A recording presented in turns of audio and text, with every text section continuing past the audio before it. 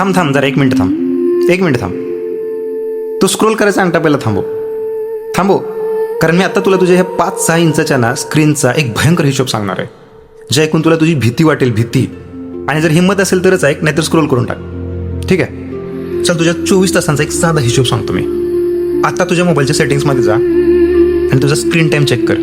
कमीत कमी 3 ते 4 तास किंवा त्यापेक्षा पण जास्त असेल. चेक कर. काय तर फक्त व्हिडिओ बघणे, स्क्रोल करणे आणि टाइमपास करणे, बरोबर ना? भाई, जर आपण कमीत कमी रोजचे 3 तास पकडले तर महिन्याचे 90 तास झाले आणि वर्षाचे 1095 तास.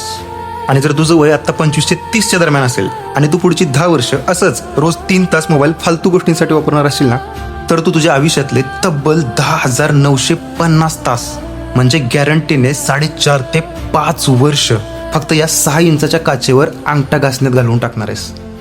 5 वर्ष भाई, 5 वर्ष. हा आकडा बोलताना पण भीती वाटते. इमॅजिन कर भाई, तुझी ती वयाची मौल्यवान 5 वर्ष, ज्या काळात तू स्वतःचा एक छोटा मोठा बिझनेस उभा करू शकला असतास, स्वतःची बॉडी बनवू शकला असतास, एखादी नवीन स्किल शिकून लाखो रुपये कमवू शकला असतास. ती सगळी 5 वर्ष तू अंथरुणावर लोळत दुसऱ्याचे रील्स बघून त्यांना श्रीमंत करण्यात आणि स्वतःचं आयुष्य भिकारी करण्यात घालवणार आहेस. आणि वरून तू काय म्हणतोस माहिती आहे का? काय करू यार, माझं नशीबच खराब आहे, मला आयुष्यात काय करायला वेळच मिळत नाही, है ना? ऐसा नाही चलता मेरे भाई, ऐसा नाही चलता. तुला वेळ मिळत नाही असं नाही, तू तुझा वेळ स्वतःच्या हातानं वाया घालवतोस.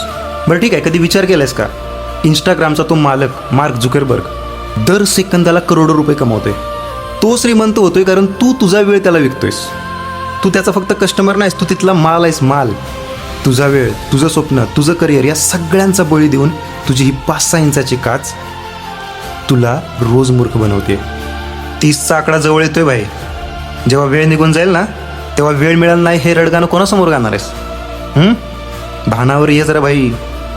तो स्क्रीन टाईम लिमिटेड कर, सोशल मीडिया वापर, पण तो उरलेला वेळ स्वतःच्या हाताला, पायाला, मेंदूला काम लावण्यासाठी खर्च कर. दुसऱ्याच्या लाईफचे रील्स बघण्यापेक्षा स्वतःचं लाईव्ह आयुष्य कसं कडक करता येईल याच्यावर पहिले लक्ष दे. त्या 5-6 इंचाच्या स्क्रीनच्या बाहेर पण एक खूप मोठं जग आहे भाई. वेळ वाळूसारखी हातातून निसटते, तिला जपायला शिक. ठीक आहे, माइंडसेट तर बदलावं लागेल बघ. तो अंगठा स्क्रोल करणं बंद कर भाई आणि आत्ताच्या आत्ता कामाला लाग. ठीक आहे, भेटू परत.